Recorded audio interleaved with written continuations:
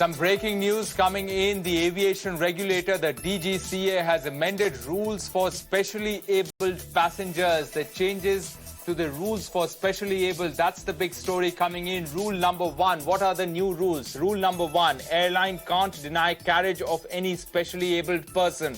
Rule number 2. In case of refusal of carriage, airline to apprise in writing.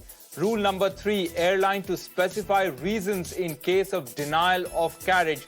New rules, the amended rules coming into force from the Director General of Civil Aviation for the specially abled passengers. Madhav joining us for more on this. Madhav, take us through these new rules.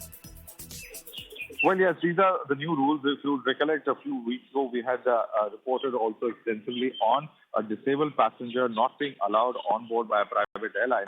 And now, of course, at that time as well, the DGCA had found that the airline perhaps had not done enough work or perhaps was not sensitive enough to the condition of this particular specially abled passenger. And now it has come out to issue these new rules or the civil aviation requirements, as they are called in technical terms, which is specifically on carriage by air of persons with disability or Divyangjan and or persons with reduced mobility.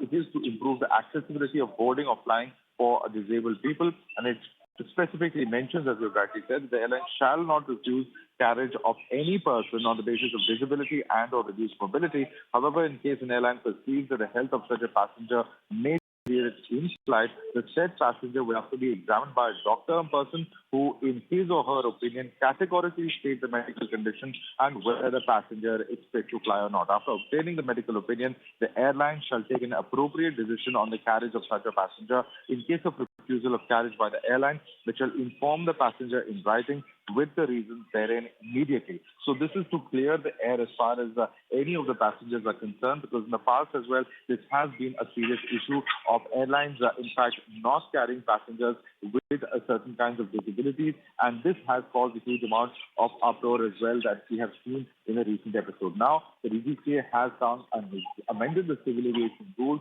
to make or for the provision that this has to be a system in place where the doctor would have to necessarily be consulted by the airline, and only after the medical opinion is given that airline can take an appropriate decision based on the medical advice. So this is a very, very big step coming in from the DGCA to be able to accommodate the persons with disability or reduced mobility or who may be suffering from other ailments as well.